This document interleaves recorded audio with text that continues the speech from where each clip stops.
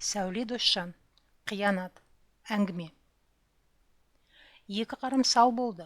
Қос-қостан 5 мәрте шығардым. Әлі мұрты бұзылар емес деп, сыртқы есіктен бұрқылдап сөйлей аттаған ол спорттық бәтеңкесін босағаға лақтыра сала төрге озды. Қолындағы Қытайдың алақабын бір кезде ғалымның кабинеті деп аталған қасиетті бөлменің есігінен ішке атты. Дастан, үйді қалайда таң атқанша босатуымыз керек, ертең жаңа қожайын келеді деп, ас үйден әйелінің бар даусымен бұйрық беріп, жан алқымынан ала бастағанын естіді де: енді қайтейсің, кітап дегеннің осынша ауыр боларын кім білген? Әлде жүкші жалдау керек педі? Алау өкпе болып өкпем өшті ғой, бір кесе су берші деп даусы қырылдап, ентігіп асханаға келді. Ыдыс аяқтарды әр қорапқа балаша бөлеп салып, сыртынан жабыстырғышпен ұқыптап орап, жанталасып жатқан әйелдің шөлден таңдайы қаңысып келген байына қарауға шамасы жоқ. Есілдерді қымбат хрустальдар мен богем әйнектерінен жасалған шыныларды сындырмай, алмай, аман есен өз шаңырағына жеткізу. Шын айтам, Шынар, OLX-тен жүкші шақырмасақ болар емес, деген Дастан кесеге су қойып жатып, қолы дірілдеп төгіп алды. Ерікпеші, жарнамамен келгендер әкесінің құнын сұрайды. Еркек емессің бе, ең болмаса ішкен жегеніңді ақтасаңшы деп, әйелі оның жұмысы жүргенін бетіне басып, сөзбен шымшыды. Кешелі бері ала өкпе болып кабинетті босатып жүргенін көзіне де ілер емес. Дастан дереу тіл ауыздан қалып, аспан көз ақсары қатынның алдында аяғын маймаңдата басып әкесінің кабинетіне қарай өтті. Бағанағы лақтырып жіберген Қытай қабын амалсыздан қайтадан қолына алып, сөрелерде сықия тізіліп тұрған кітаптарды шетінен сала бастады. Ұзақ жылдан бері қол тимеген қағаздардан, ұшқан шаңнан түшкіріп-пышқырып мазасы кетті.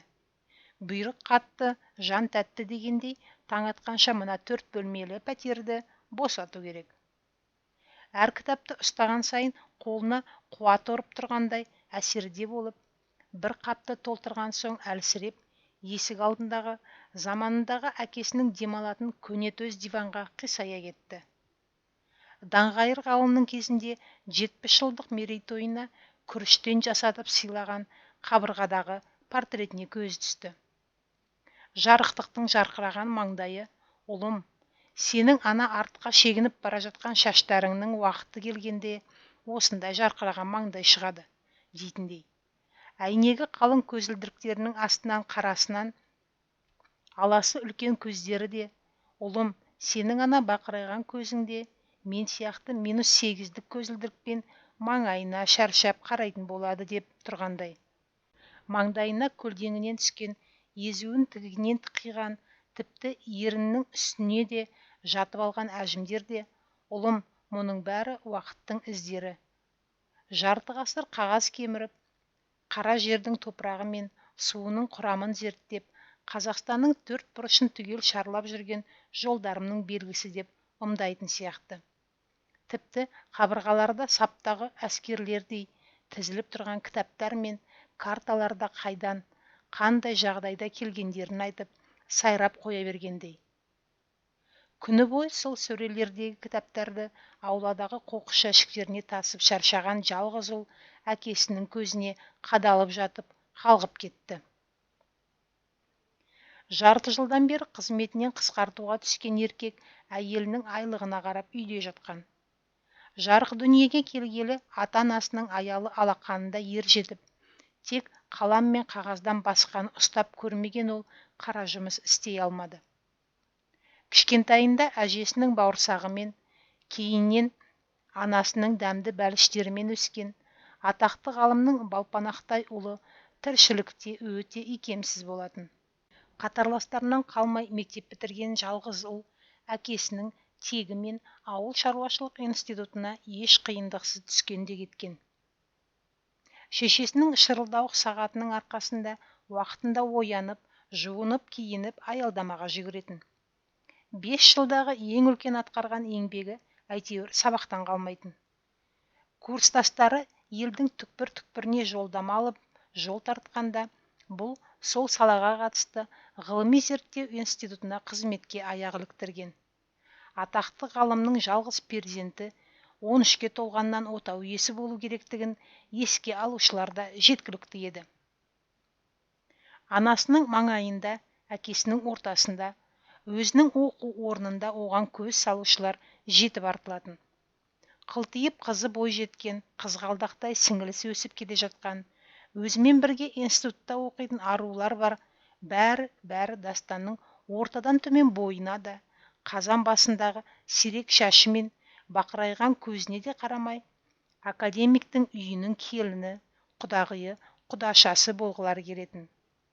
Сол 99-дың ішіндегі ең пысығы, жол болғышы, бағы ашылғаны осы Шынар болды ма, әйтеуір Дастанның маңдайына жар болып жазылды. Әкесі мен шешесіне оның медицина институтында оқитыны ұнады. Өзіне орысша сайрайтыны мен түлкінің баласындай сүйкімділігі ұнады. Көктемнің бір жайма шуақ күнінде Алматыдағы ең тәуір деген ресторанда дүрілдеген той өтті. Жалғыз ұлдың аяғын байлап анасы мәз, жалғыз ұлдың басы екеу болды, енді ұрпағым жалғасады деп әке мәз. Бір кездері әйелі екеуі Қазақстанның екі түкпірінен Астанаға білім іздеп келіп, армандарын тапқанымен ана тілдерін ұмытып кеткенді. Дастан тілі шыққалы, балабақшаға барғалы, мектеп табалдырығын аттағалы, үйлеріне ауылдан жылына бір келген ағайындардың ғана қазақ тілінде сөйлегенін көретін. Әкесімен дабырласып, әңгіме айтып отырғандарына таңырқап қарайтын.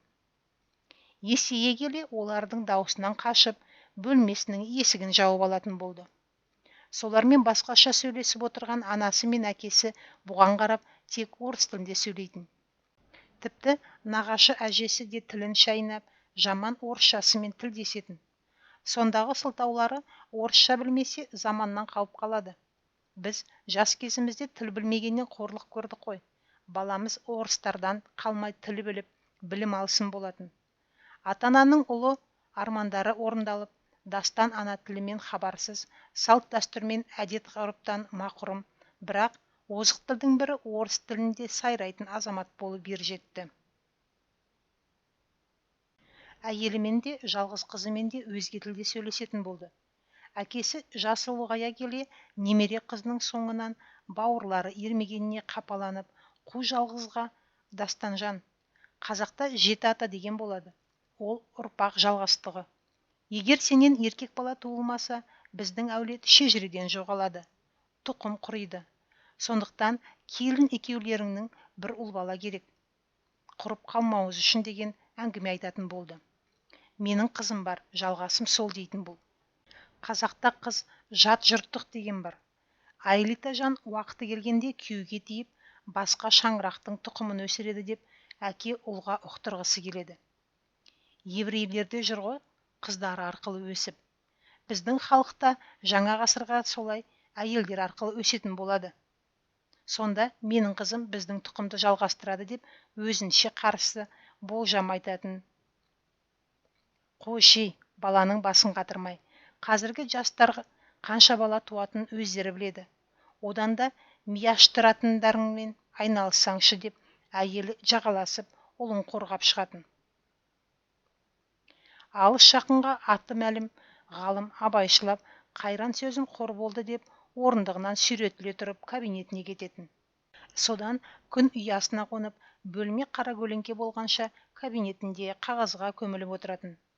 Жарының би ашытар деп отырғаны, қос қабырғаны алып қаз-қатар тізіліп тұрған кітаптары. Энциклопедиялар, сөздіктер, анықтамалықтар. Коммунизм көсемдері Энгельс пен Маркстың, Лениннің, Канттың, Сталиннің еңбектері. Коммунистік партия жетекшілерінің шығармалары мен съездерінің жиынтықтары. Әлемдік атластар мен карталар. Ауыл мен су шаруашылығына қатысты том-том ғылыми еңбектер. Бұл кітаптарды Кеңестер одағының жүрегі Астана, Мәскеуге барған сайын арқалап келетін. 15 республиканың барлығының астанасынан сапар шегіп, симпозиумдар мен жиналыстарға, конференцияларға қатысқанда да құр қол қайтпайтын. Қолы босай қалса, алдымен кітап дүкендеріне соғатын. Солай әр кітабы үлкен махаббатпен кітапханасынан орын алатын. Ол кезде шетелге шығу деген өте сирек еді.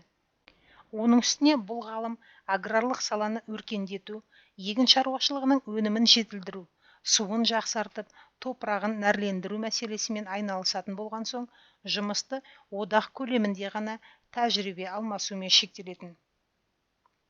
Ғалым жазу үстеліне келіп отырды да, көптен аяқтай алмай жүрген монографиясын қолға алды. Қағазға қанша шүйілсе де, ойы жинақталар емес. Миынан тұқымының жалғасуына қауіп төнгені шықпай қойды. Бала мен келінді көндіре алмай жүргенде, соған әйелінің де қосылып алғаны өзегін өртеді. Осы қу жалғызынан ұшпаққа шықпасын білді. Есіне ауылда балалық шақта үлкендер айтатын Кенен ақынның «Қайран жастық» деген әні түсті. Осы үйде домбыра бар еді деп, өзіне өзі күбірледі де қонақ бөлмеге өтті. Қабырғаларға тіркеліп, іші небір ғажайып ыдыстар мен сувенирлерге толып тұрған серванттардың жан-жағын қарап, төбесіне созған қолына домбыраның мойны ілінді. Өзіне қарай тартып еді, үстіне түзілген шаң көзіне түсті. Мұрнына кірді, түшкіре бастады. Домбыраны алды. Тиегі орнында екен. Ішегіне сұқ саусағын тигізіп еді, дың деп үн шығарды. Одан да шаң ұшты. Жуынатын бөлмеге апарып шаңын сүртіп, баладай құшақтап кабинетіне келді. Жазу үстелімен жалғаса орналасқан көнетаздау диванға жайғасты. Осы пәтер тигенде алғаш тұңғыш мүліктері осы қоңыр диван болатын. Әйел екеуімен бірге қартайып, екеуімен бірге тозып келе жатыр. Домбыра одан да үлкен сияқты. Студент күнінде достары сыйлаған. Ешкім қолға алмаған соң серванттың үстінде жатып, аман қалыпты қайта. Тіпті тиегі де жоғалып, нешіне түсіп кетпепті. Жайғасып отырды да, домбырасын құлақ күйіне келтіргендей тыңғырлата бастады. Жасы өскен сайын салмақ та қосылып, саусақтарға да май бітіп, пернеде бұрынғыдай жорғаламайды. Ауылда жүргенде замандастары домбыра, мандолина, гармонь, тіпті гитара тартуға әуес болатын. Бұл да солардан қалма үйреніп алған. Қосылып халық әндерінде айтатын. Манағы бірден ойына түскен Кенен ақынның әні әкесінен қалған еді. Соның әуенін тартып көрді ақырын. Қолы әлі де пернеден жаңылмапты. Сөзі де еске түсе бастады.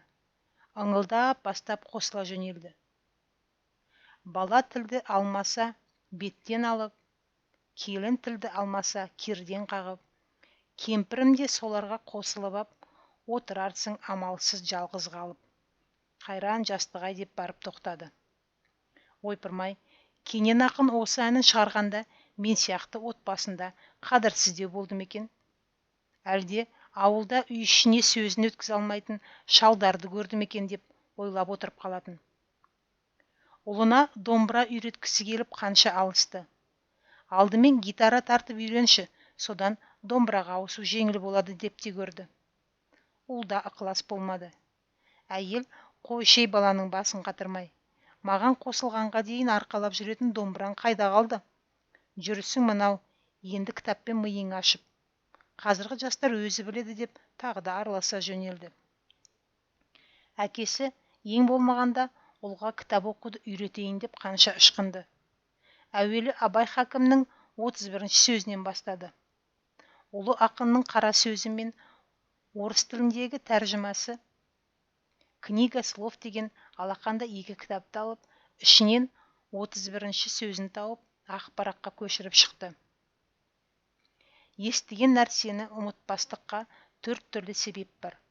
Әуелі көкірегі байлаулы берік болмақ керек. Екінші, сол нәрсені көргенде, я естігенде ғибратлану керек. Көңілденіп, тұшынып, ынтамен ұғу керек.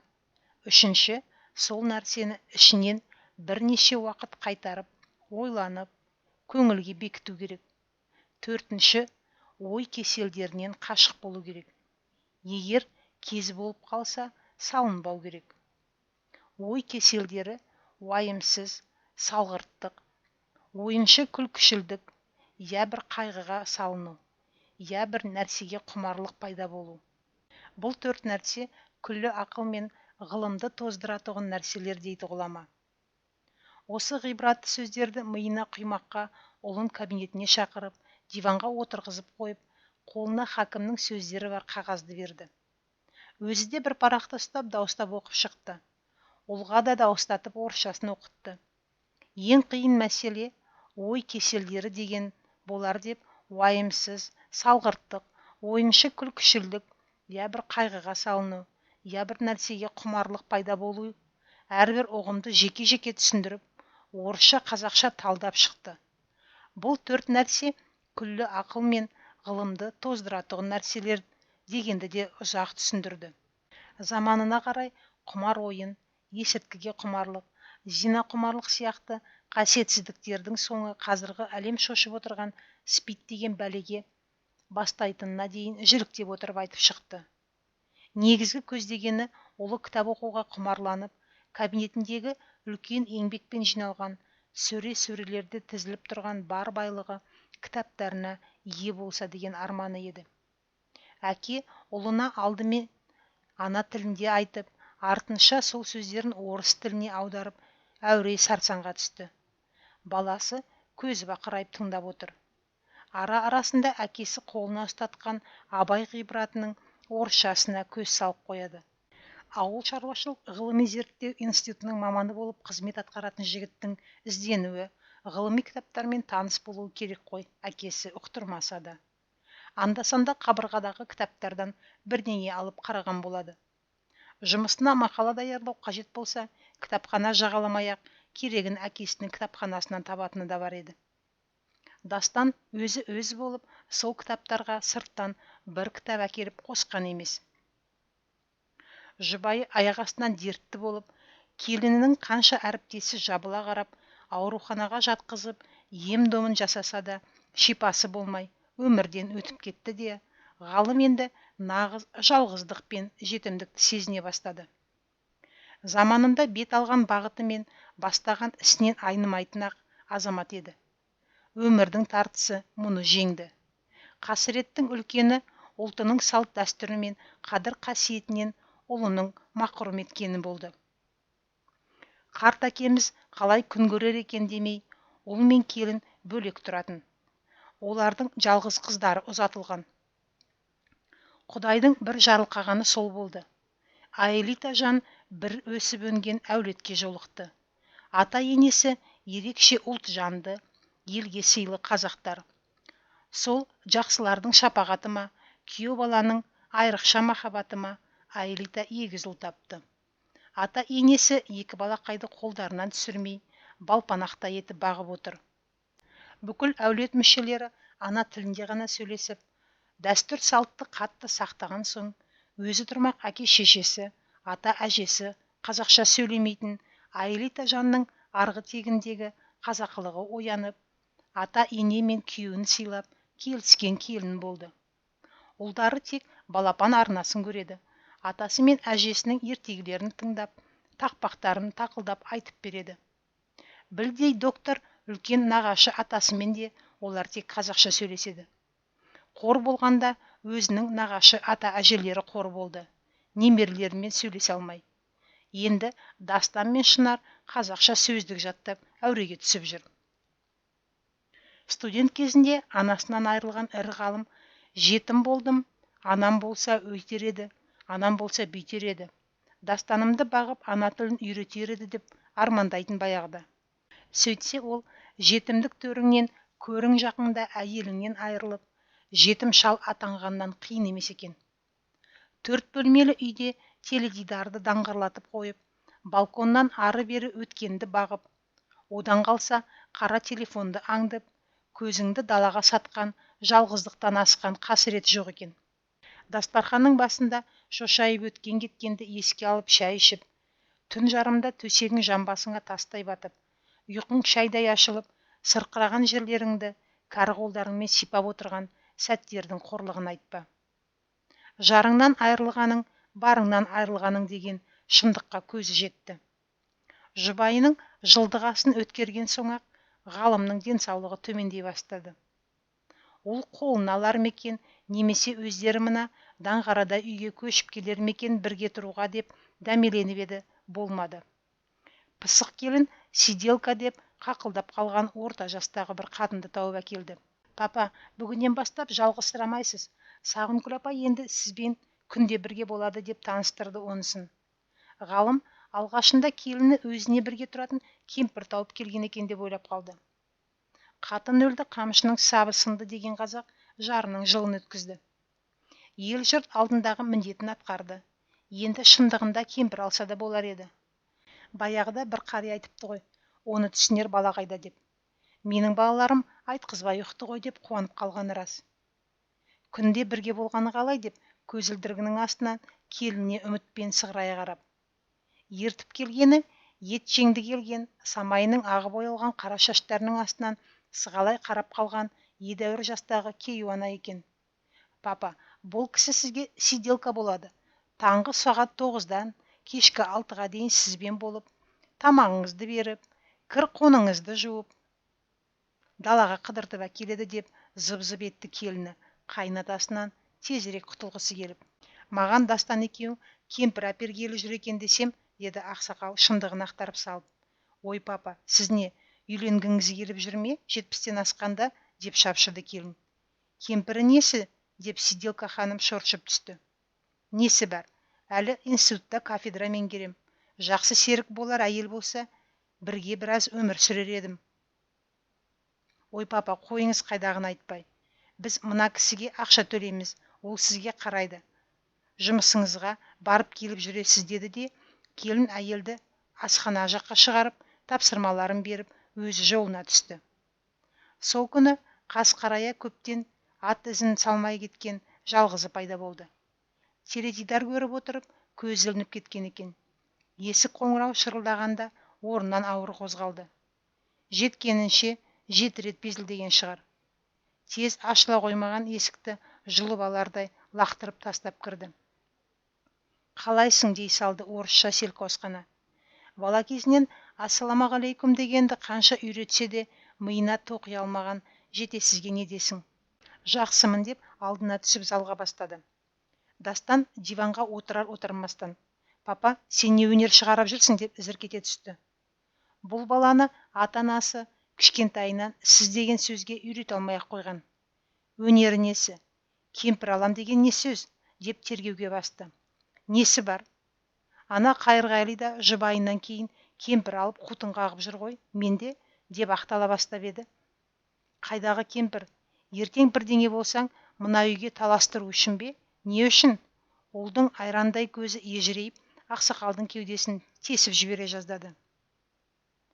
Мөңке би айтқан ежірей деген ұлы осы шығар, деді ішінен ғалым. Зіркілдеп, жынын төгіп, ұл кеткен соң, ғалым Зар заман ақындары деген кітаптан Мөңке бидің толғауларын оқып. Құрамалы қорғанды үйің болады, айнымалы төкпелі биің болады. Халыққа бір тиын пайдасы жоқ, ай сайын бас қосқан жиын болады. Ішіне шынтақ айналмайтын ежірей деген ұлың болады. Ақыл айтсаң ауырып қалатын бедірей деген қызың болады. Алдыңнан кес-кестеп өтетін кекірей деген келінің болады. Ертеңіңе сенбейтін күнің болады, бетіңнен алып түсетін інің болады, алашы бар тілің болады. Дүдамалдау дінің болады.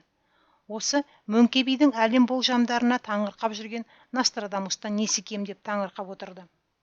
Бүгінгі заманның кейпін көріп, тап бүгінгі елдің ортасында жүргендей дәл болжаған. Қазан басында бірдеңе шым еткендей болды. Қан қысымым көтеріліп бара жатқандай деп өзімен өз сөйлесіп орнынан тұра бергенде бас айналып диванға қайта құлады. Ғалым сол жатқаннан тұрмады.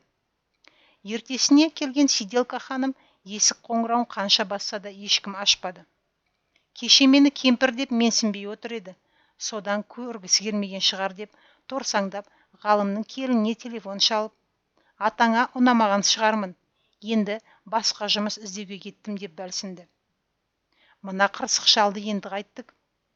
Егер жанына сиделка алуға келіспесе амал жоқ, қарттар үйіне өткізуімізге тура келеді. Біздің оны қарайтын уақытымыз жоқ деген ойлар күні бойы келіннің мазасын қашырды. Кешке қарай жұмысынан шыққан ол атасының үйіне келді. Қоңырауға ешкім есік ашпады. Өз кілтімен табалдырықтан аттады. Үйде құлаққа ұрған танадай тыныштық. Папа, папа деп дауыстады. Аяқ киімін тастап төрге озды. Қайда шығып кетті екен деп ойлап, ас үйге кіріп шәйнекті ұстап көрді. Сұп-суық. Су құйып газға қойды да жатын бөлмеге барды.